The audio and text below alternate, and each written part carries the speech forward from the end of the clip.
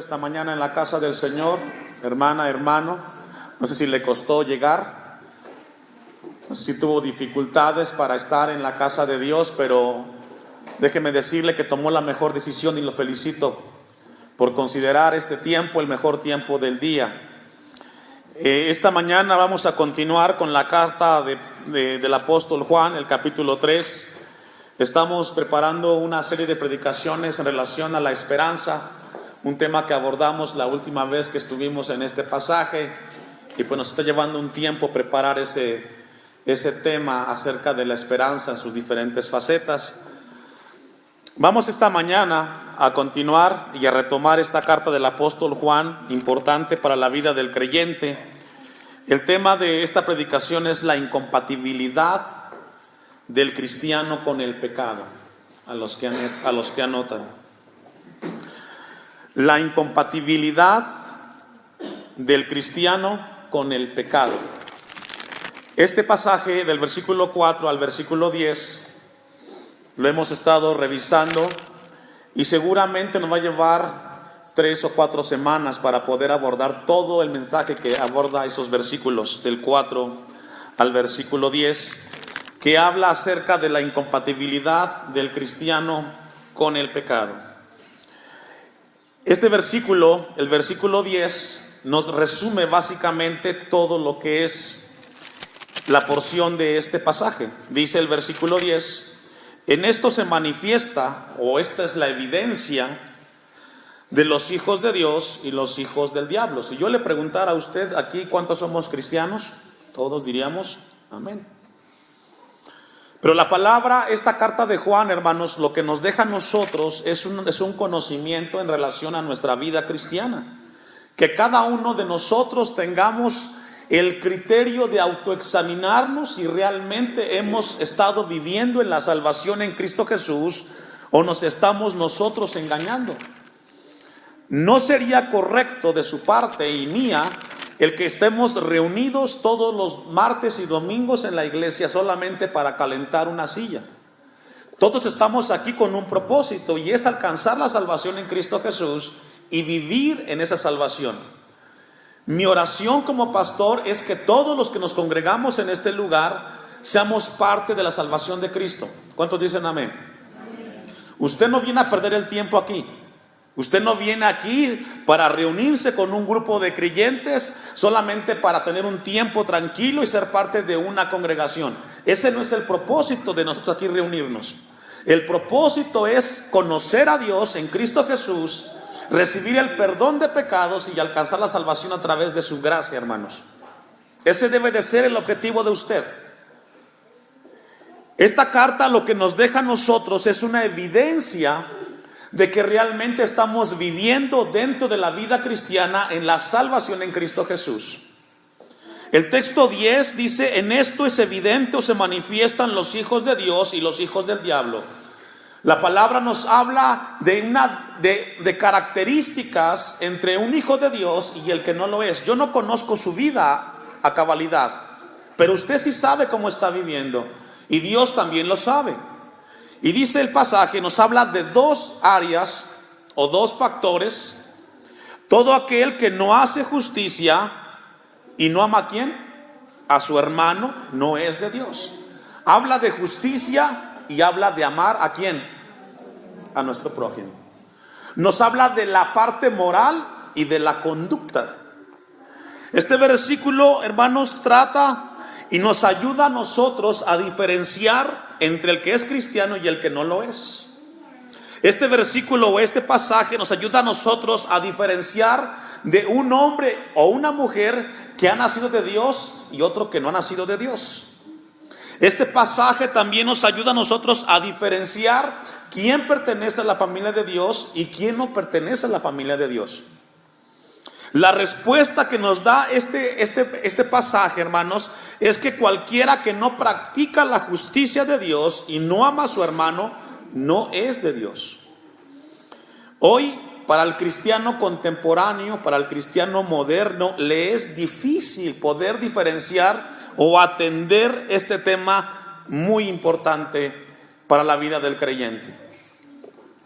Déjeme darle un ejemplo, el cual estaba analizando para compartir acerca de este tema que aborda el apóstol Juan. No sé cuántos de ustedes han leído acerca del accidente de Chernobyl en la antigua Unión Soviética, en la parte de Ucrania, en el año 1986. Hubo un accidente nuclear en ese lugar de Rusia, donde un reactor nuclear estalló. Según los que investigaron este accidente, se dice que los materiales radioactivos y tóxicos fue 500 veces mayor que lo que liberó la bomba atómica en Hiroshima y Nagasaki en el año de la Segunda Guerra Mundial. Este incidente en Chernobyl fue un incidente tan grande e impactante que las radiaciones que emitió esta explosión nuclear acabó con toda vida en ese lugar. Todo ser viviente, toda planta, el mismo suelo fue dañado por esta explosión. Y la gente después del tiempo han seguido sufriendo las consecuencias de esta situación, porque esa explosión atacó todas las áreas de vida en ese lugar. Ese ejemplo del incidente en Chernobyl es un buen ejemplo para ilustrar el alcance y la magnitud del pecado en la vida del creyente. Puede abarcar y puede trastocar todas las áreas en la vida del cristiano.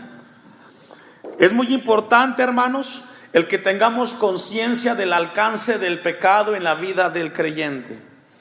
Mientras revisaba este pasaje del apóstol Juan, me di a la tarea de analizar algunos puntos de vista de algunos libros y algunos pensamientos del cristiano contemporáneo en relación a la vida cristiana.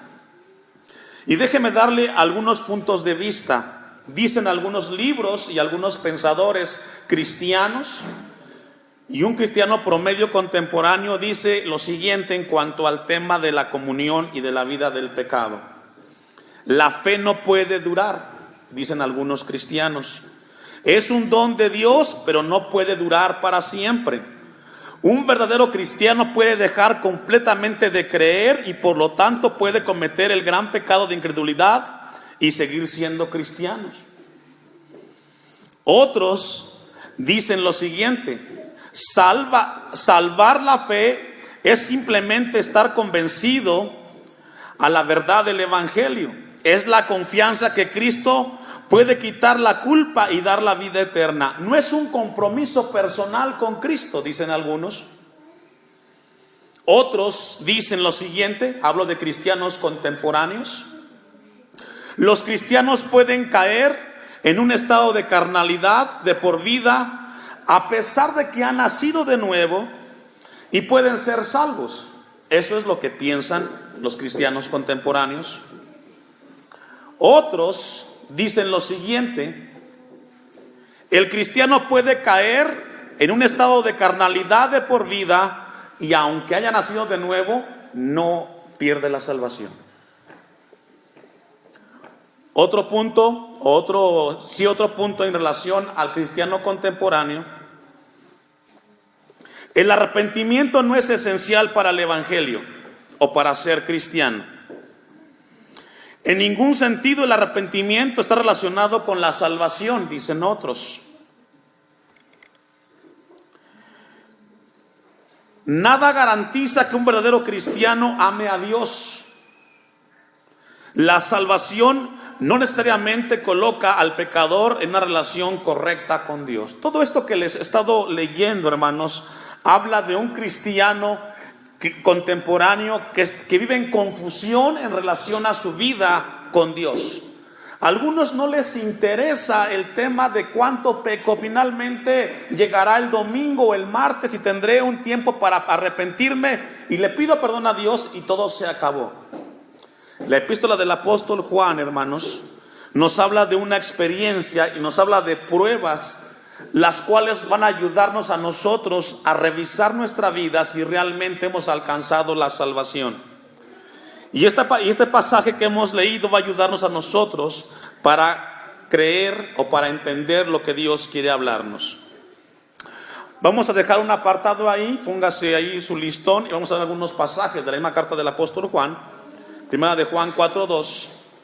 Y vamos a ver cómo el apóstol Juan está preocupado por los cristianos en ese entonces, a los cuales estaba dirigida esta carta, para que ellos tuvieran la certeza de que realmente estaban viviendo en la salvación en Cristo Jesús.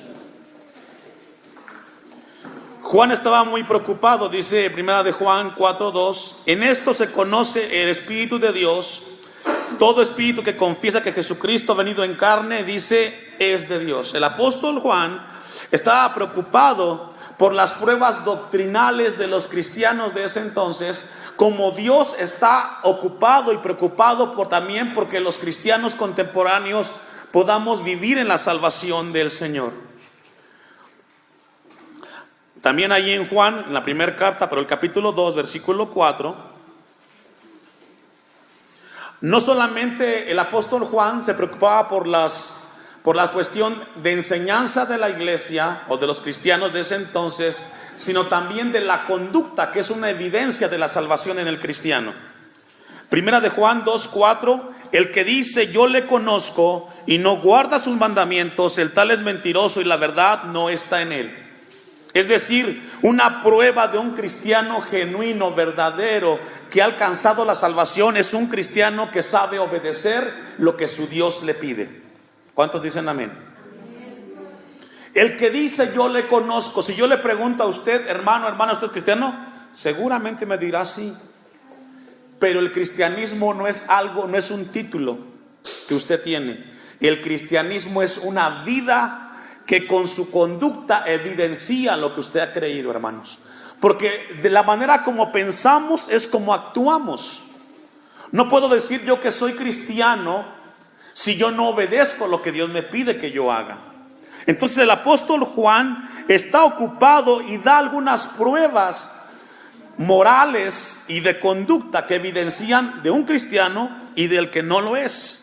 Si dices conocer a Dios, debes de guardar sus mandamientos. Si no lo haces, entonces eres un mentiroso y estás en desobediencia con Dios. Al cristiano contemporáneo le es difícil entender estas dos situaciones, hermanos. Los verdaderos cristianos saben que su responsabilidad es con Dios. Usted vino a este lugar porque sabe que Dios le va a ministrar. Usted vino a este lugar porque vino a adorar a Dios y sabe que va a encontrar creyentes que estarán juntamente con usted haciendo lo mismo, alabando a Dios y escuchando su palabra. Pero un pasaje que dice Hebreos capítulo 10, versículo 25, no lo busque, se los voy a leer, pero anótenlo a los que anotan. Dice lo siguiente, Hebreos 10, 25. No dejemos de congregarnos como algunos tienen por costumbre, sino exhortándonos, y tanto más cuando veéis que aquel día se acerca. La voluntad de Dios es que el cristiano nacido de Dios, valga la redundancia, debe, ¿qué, hermanos? Congregarse. ¿Qué debe de hacer? Congregarse. ¿Por qué? Porque en este lugar venimos para reunirnos, para alabar a Dios, y ese mismo Dios que alabamos va a ministrar nuestras vidas. Dejar de congregarnos no es la voluntad de Dios. En Juan, en la primera carta de Juan, capítulo 3, versículo 6, vamos a ir acercándonos al pasaje, vamos a regresar a Juan, ahí mismo en Juan donde estamos. Y comienza Juan a hablar el tema en relación al pecado. Lo que estamos abordando, lo que Dios va a hablarnos esta mañana, hermanos, en la primera carta de Juan, capítulo 3, del 4 al 10, no es acerca de la violación de parte del cristiano en cuanto al pecado, sino de la actitud. ¿De qué? De la actitud. Lo que Dios quiere que entendamos es que hay una actitud del cristiano en relación al pecado, o del no cristiano en relación al pecado. Primera de Juan 3:6, todo aquel que permanece en él, ¿qué dice? No peca. Todo aquel que peca no le ha visto ni le ha, ¿qué dice? Este tema que está hablando aquí del pecar o no pecar, habla de la actitud. Porque mientras estamos en el cuerpo siempre fallamos, nos equivocamos, descuidamos nuestras vidas. Pero habla de aquellos que continuamente lo están haciendo. Versículo 9, primera de Juan 3:9. Todo aquel que es nacido de Dios no practica el pecado, porque la simiente de Dios permanece en él, y no puede pecar porque es nacido de Dios. Y aquí encontramos un pasaje en el cual el apóstol Juan nos da una evidencia de que aquel que ha nacido es una persona que no practica el pecado, hermanos. Somos llamados en Dios a tener una actitud frente al pecado. Por eso el tema, la incompatibilidad del cristiano con el pecado. No podemos ser personas que estemos constantemente con una actitud haciendo lo que a Dios no le agrada. Versículo 8, ahí atrásito, en primera de Juan 1:8.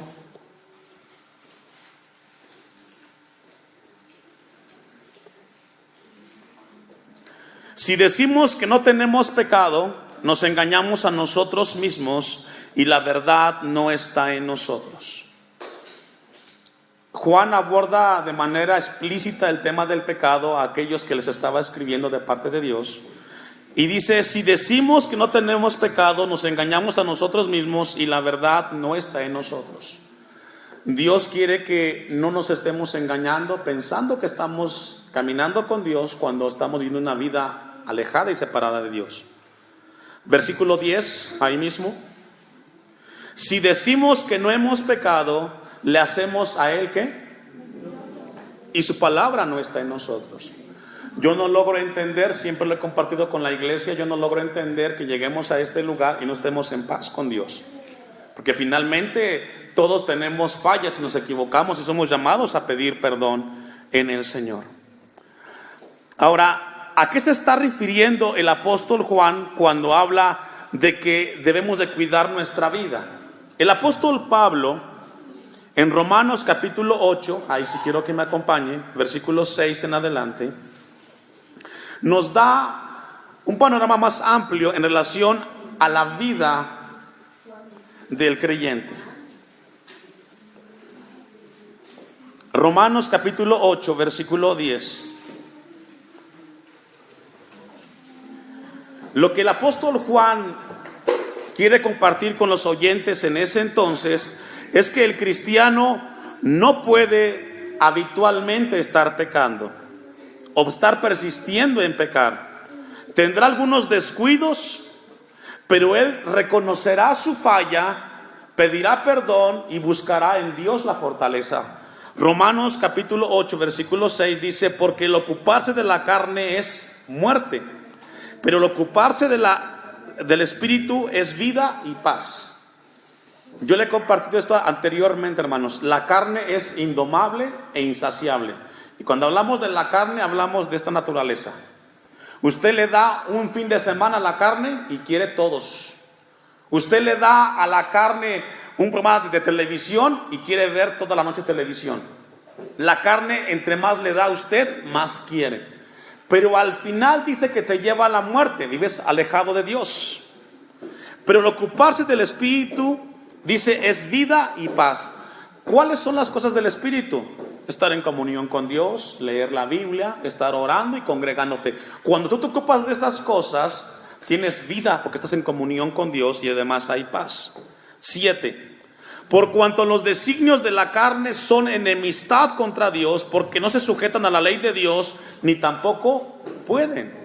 Y aquí encontramos entonces que la carne, en cuanto a los deseos, y podemos buscar en Gálatas capítulo 5, versículo 19, y ahí está la lista de lo que es la carne, dice que es enemistad contra Dios, porque no se sujetan a la ley de Dios. La carne no se sujeta a la ley de Dios.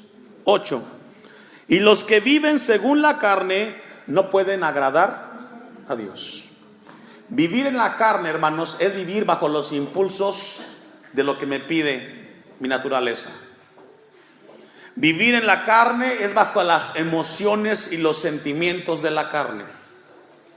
Tenemos que aprender a sujetar la carne, porque la carne no puede ganar lo que ya Cristo ganó en la cruz del Calvario. ¿Y cómo poder sujetar mi carne, pastor? Hace un tiempo yo le daba esta ilustración que quizás va a recordar y cabe mencionar en este momento. Y yo les mencionaba el ejemplo de un animal como un perro. Yo les decía, si yo tengo un animal feroz como un Rottweiler y lo tengo y está muy grande el animal y paso junto a él, ese animal me va a morder si yo paso. Pero si yo dejo de alimentar ese animal, después de 3, 4 o 6 meses, ese animal pierde fuerza. ¿Qué pierde? Entonces, para poder sujetar la carne, tenemos que dejar de alimentar la carne. Por ejemplo, si yo tengo un problema con la Coca-Cola, que es algo que me afecta en mi salud, ¿qué tengo que hacer? Dejar de tomar Coca-Cola. Y me voy a dar cuenta que sí puedo vivir sin ingerir Coca-Cola, ¿cierto? ¿Se puede vivir? Claro que se puede vivir. Por ejemplo, los que tienen problema con la mentira, ¿qué tienen que hacer? Dejar de decir mentiras y van a aprender a vivir sin decir mentiras. Cada vez que tengas la oportunidad de decir una mentira, será un momento para que digas, no lo voy a hacer, y comienzas a sujetar a tu carne, etcétera, etcétera. Versículo 9. Mas vosotros, ¿quiénes vosotros? Los cristianos, romanos en ese entonces y hoy nosotros. Mas vosotros no vivís según la carne, sino según el Espíritu. ¿Por qué, hermanos? Porque la carne está ocupada solamente en el aquí y en el ahora. Ocuparse de la carne es estar pensando solamente en las cosas materiales, en las cosas de este mundo. Ocuparnos de la carne es para trabajar más y tener un mejor bienestar material. Ahora, no es malo trabajar, debemos trabajar, pero ubicar el trabajo en el lugar que le corresponde y no colocarlo por encima de Dios. Mas vosotros, cristianos, no vivís según la carne, sino según el Espíritu, si es que el Espíritu de Dios mora en vosotros. Y si alguno no tiene el Espíritu de Cristo, simplemente no es de él, dice el apóstol Pablo. Una cita más, Filipenses 3:19. Dios quiere que tengamos esta mañana un discernimiento y un entender de que la vida del cristiano y del no cristiano es evidente a través de su conducta y de lo que aprende en relación a las cosas que escucha de Dios. Filipenses 3:19, usted me alcanza. El fin de los cuales será perdición, cuyo Dios es el vientre y cuya gloria es su vergüenza, que solo piensan en ¿qué, hermanos? Hay personas, y tristemente cristianos, que solamente están pensando en las cosas de esta tierra. Cada vez que nos reunimos en la iglesia, hermanos, Dios nos recuerda algo muy importante, y es que estamos de paso. ¿Estamos de qué? De paso. Cuando estamos en el trabajo no pensamos en eso, pensamos en hacer las cosas. Pero el apóstol Pablo dice que este tipo de personas, dice que su Dios es el vientre. Entre más quieren, entre más tienen, más quieren. Y quieren más. Y solo piensan en lo terrenal. Entonces el apóstol Juan quiere que entendamos y nos da algunas razones por las cuales tenemos que tener mucho cuidado en relación al pecado. Vamos a regresar así a Primera de Juan, capítulo 3, versículo 4.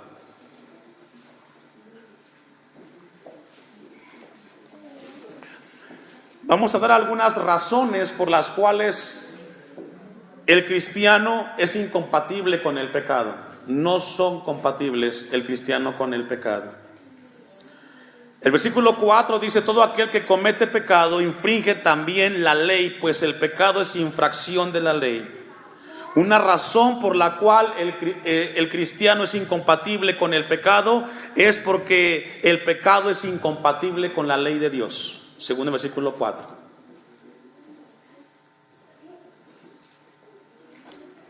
Dice aquí el pasaje que el pecado no es compatible con la ley de Dios. Todo aquel que comete pecado infringe también la ley, pues el pecado es infracción de la ley.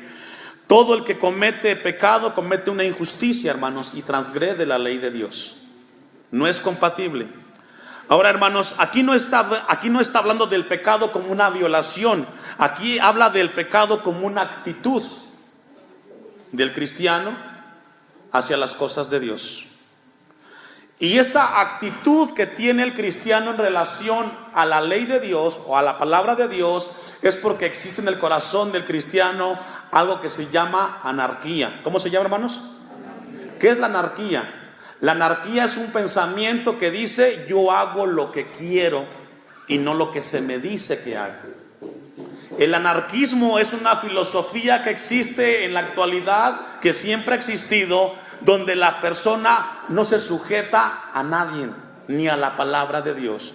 Y hoy tristemente encontramos muchas personas en las iglesias que la palabra de Dios solamente sirve para no obedecerla.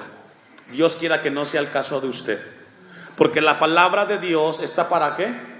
Para obedecerla. Entonces aquí el apóstol Juan no habla de una violación como tal, sino habla de una actitud que se desprende de un corazón que tiene anarquismo, donde hace lo que él quiere. En Mateo 7:22, vamos a ir ahí, porque una de las características de un corazón anarquista es que vive en rebelión contra Dios. Se caracteriza en el creyente un corazón anarquista porque hay una rebelión contra Dios.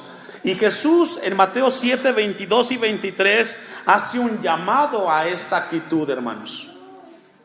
Muchos me dirán en aquel día: Señor, Señor, ¿no profetizamos en tu nombre y en tu nombre echamos fuera demonios y en tu nombre hicimos muchos qué? Y nos habla de cristianos, nos habla de gente que conocía las cosas de Dios. Hoy tenemos un mundo contemporáneo en el cual el cristianismo se convierte como una manera de vivir, un estilo de vida, pero el asunto no solamente es el título, sino vivir. Y Jesús hace un llamado y exhorta a aquellos que dicen: yo estuve en tu casa, Señor. Yo prediqué de ti, yo oré, yo levanté mis manos. Jesús le dice en el 23: y entonces les declararé, nunca, ¿qué dice? Os conocí, apartaos de mí. ¿Me ayuda a leer? Eso se llama anarquismo. Un hacedor de maldad es una persona que no se sujeta a lo que Dios le pide. Sí lo escucha y dice: es muy bonito lo que Dios me pide en su palabra, pero llega el lunes y simplemente hago mi voluntad. Jesús les llama hacedores de maldad a aquellos que en su corazón hay un espíritu de hacer no la voluntad de Dios. Es un mal que está en muchas personas. Un creyente con un corazón anarquista no se sujeta a la palabra de Dios, pero Jesús les recuerda y les dirá: no les conozco, porque aunque estuvieron en un templo, asistieron a un lugar, nunca tuvieron un encuentro conmigo. Fueron parte de una congregación, pero nunca se congregaron. Versículo, vamos a rezar a Juan, primera de Juan 3:6.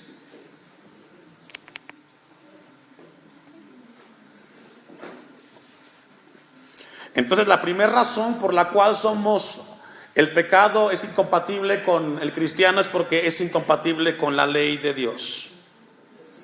Versículo 6: todo aquel que permanece en él no peca. Ahí está, tampoco es compatible.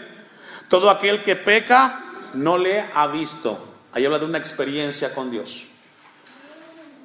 Dice el 6: no le ha visto ni le ha conocido. Versículo 9: todo aquel que es nacido de Dios, ¿me ayuda a leer? No practica el pecado. Y habla de una actitud, hermanos. Dios quiere que seamos sinceros con nosotros mismos, con nuestra vida que estamos viviendo. Dios quiere que seamos críticos con nuestra vida cristiana. No quiere que te pierdas. Dios no quiere que seas solamente un religioso. Dios está interesado en que seamos honestos y sinceros con nuestra vida cristiana.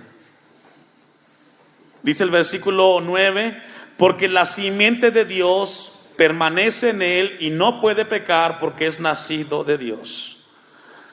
Entonces encontramos que el pasaje nos habla a tener mucho cuidado con las cosas que hacemos en el Señor. Vamos a Romanos capítulo 8, versículo 12.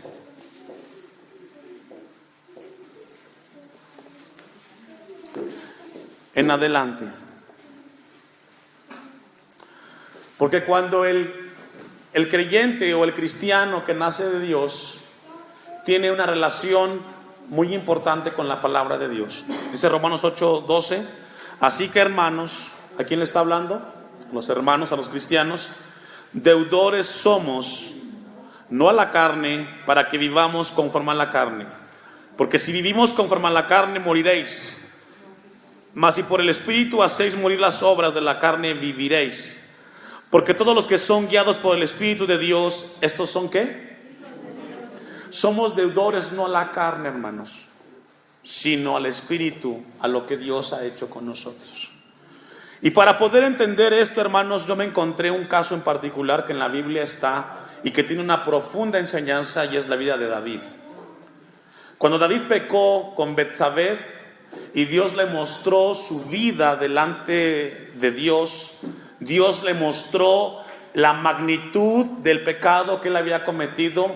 Él escribió, inspirado por Dios, unas palabras que deben de ayudarnos a entender cómo debe de ser nuestra actitud cuando nosotros fallamos, cuando nosotros pecamos y pecamos de manera deliberada contra Dios.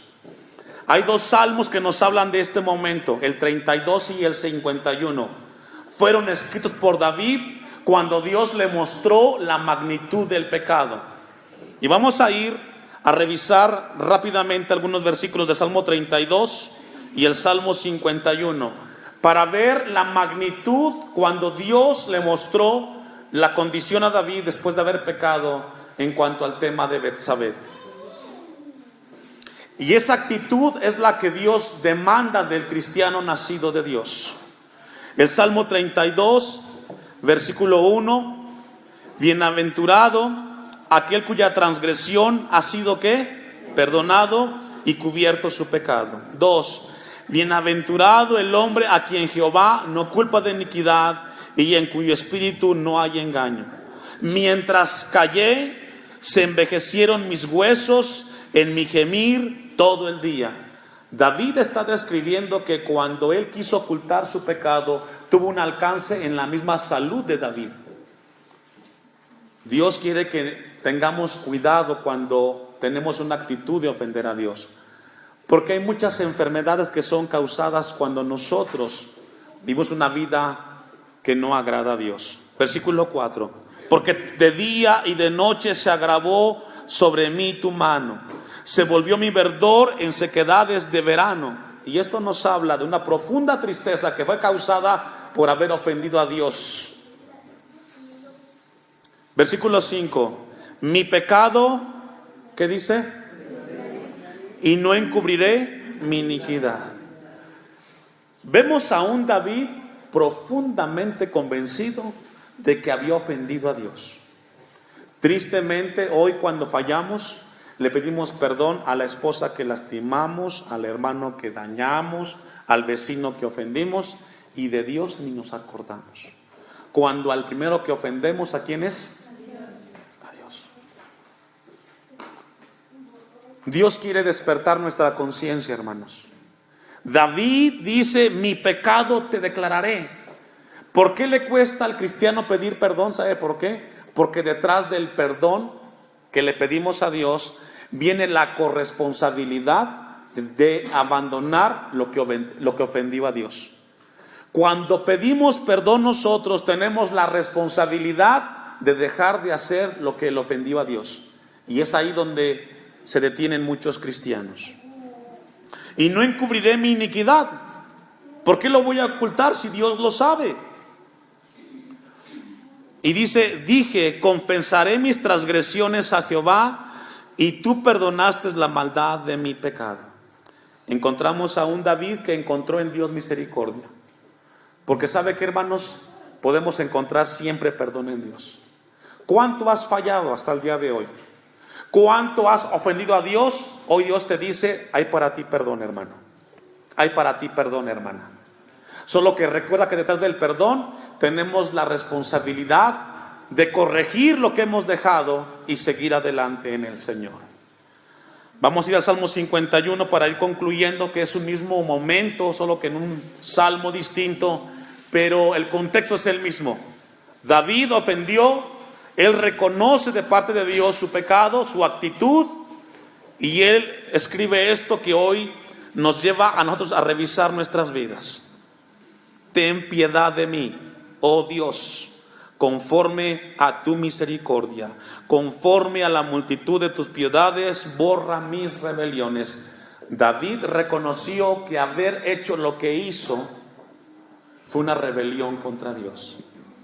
Cuando una persona tiene esa actitud, está en rebelión contra Dios. 2. Lávame más y más de mi maldad y límpiame de mi pecado. ¿Cuándo ocurre esto, hermanos? ¿Cuándo ocurre el momento en el cual David dice, lávame más y más de mi maldad? ¿Sabe cuándo? Cuando David entendió que lo que había hecho era una falta en contra de Dios. ¿Cuándo Dios lava nuestros pecados?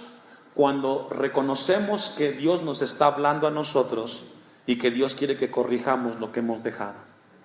Lávame más y más de mi maldad y límpiame de mi pecado. Porque yo reconozco, ¿qué reconoció, hermanos? Sus rebeliones. Tenemos que reconocer que fallamos a Dios. Cuando Dios nos muestra que estamos en una actitud en relación al pecado, tenemos que reconocer nuestras faltas. Y mi pecado está siempre delante de mí. ¿Qué significa? Ahí está. Tienes que reconocer la rebelión. Contra ti, dice el 4, contra ti solo he pecado y he hecho lo malo delante de tus ojos. Sí logra ver que David llegó un momento en el cual dice, no puedo ocultar delante de ti nada, Dios.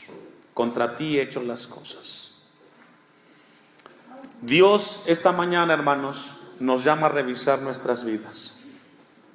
No hay compatibilidad entre el cristiano y el pecado, porque es una infracción en contra de la ley. Vamos a concluir en Primera de Juan 3:10, que es el pasaje o el versículo que resume, y continuaremos con este tema que es muy extenso en relación del cristiano con el pecado y su actitud de pecar.